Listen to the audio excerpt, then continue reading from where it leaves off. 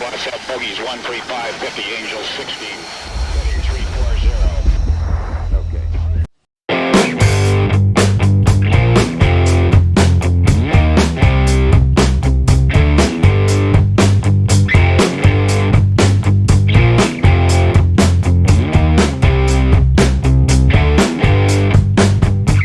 Kapal selam kedua kelas Lada Kronstadt yang dibangun untuk Angkatan Laut Rusia memulai uji coba laut. Admiralty Shipyard, anak perusahaan dari United Shipbuilding Corporation Rusia, mengungkapkan pengujian telah dimulai pada 17 Desember 2021.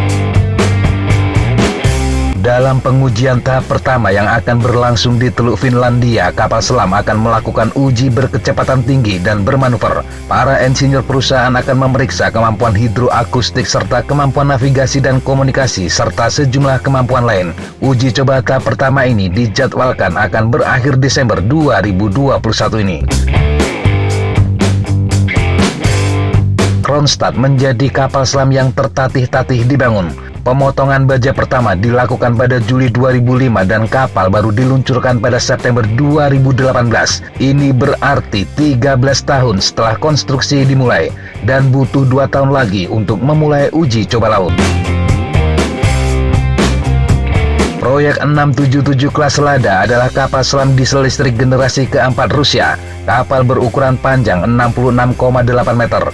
Mereka diklaim dapat menyelam hingga kedalaman maksimum 300 meter dan dapat beroperasi tanpa henti selama 45 hari dengan 35 awak. Kapal memiliki bobot 1.765 ton saat muncul ke permukaan dan memiliki 6 tabung torpedo. Kelas Lada dimaksudkan untuk menjadi penerus kapal selam diesel listrik kelas Kilo yang sangat sukses. Lebih dari 50 diantaranya telah dibangun dalam 3 varian dan digunakan oleh Rusia, Cina, Vietnam, Aljazair, Polandia, dan Iran. Proyek 636 kelas Kilo dan 6363 atau Advance Kilo termasuk di antara kapal selam diesel listrik paling tenang di dunia. Bahkan dikabarkan lebih baik dibandingkan kapal selam nuklir kelas Los Angeles Amerika dalam hal tingkat kebisingan. Kapal selam kelas Lada yang dirancang di Biro Desain Robin diharapkan menggunakan teknologi terbaru termasuk teknologi radar siluman. Selain itu, teknologi penting yang akan disematkan ke kapal selam adalah Air Independent Propulsion. Ini adalah teknologi yang wajib ada bagi kapal selam konvensional jika ingin disebut canggih dan mumpuni. Teknologi ini akan menjadikan kapal selam mampu menyelam lebih lama, sebuah masalah yang selalu dihadapi kapal selam konvensional jika dibandingkan dengan kapal selam nuklir. Kapal selam rencananya akan menggunakan AIP hidrogen oksigen yang disebut sebagai inovasi kunci. Perancang Rusia berpendapat bahwa ini lebih baik daripada AIP Stirling dan Mesma yang memiliki bagian yang bergerak hingga menghasilkan kebisingan. Rusia juga mengatakan AIP mereka akan lebih baik dibandingkan teknologi sel bahan bakar hidrogen yang lebih tenang dan digunakan di kapal selam Jerman. Teknologi Jerman disebut memerlukan penyimpanan sel hidrogen yang mudah terbakar. Kelas Lada diyakini banyak pihak akan menjadi ajang pembuktian Rusia bahwa mereka masih mampu membangun kapal selam modern dan setara dengan negara lain.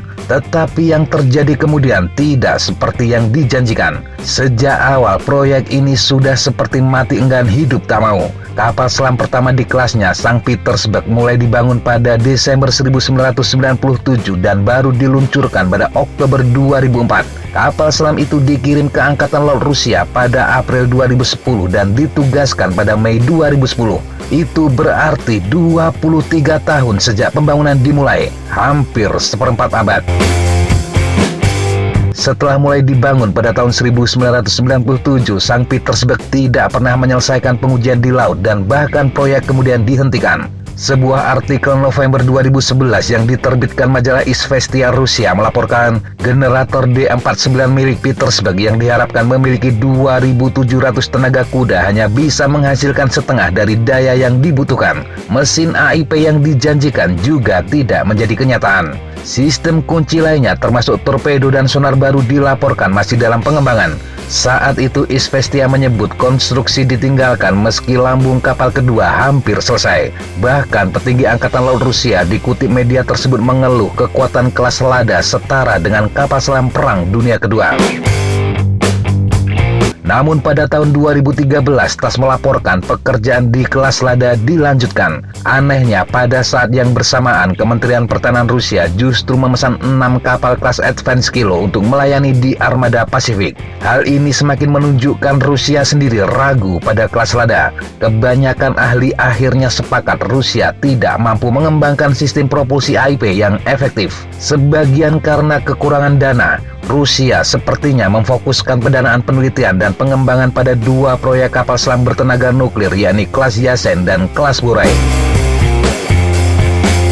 Pada tahun 2014, Kementerian Pertahanan Rusia bahkan mengumumkan mereka akan mengejar kapal selam diesel kelas Kalina dengan teknologi AIP. Kelas ini disebut akan menjadi kapal selam generasi kelima mereka. Tetapi kelas ini juga tidak pernah muncul. Pada akhirnya Rusia mengambil jalan tengah dengan melanjutkan konstruksi kelas Lada tetapi tanpa AIP. Sedangkan untuk masalah generator, Kronstadt dilaporkan dilengkapi dengan 2 mesin diesel 1250 kW dan motor DL42 dengan 5500 tenaga kuda. Ini sama seperti pada kelas Kilo.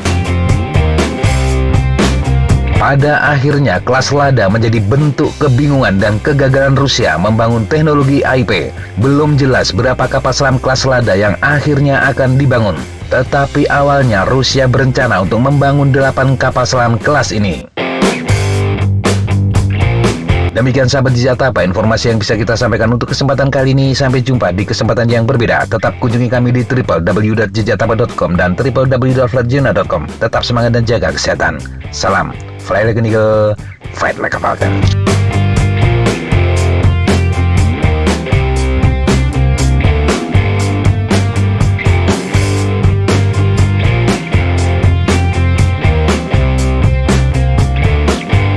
Looks like that's all I'm going to take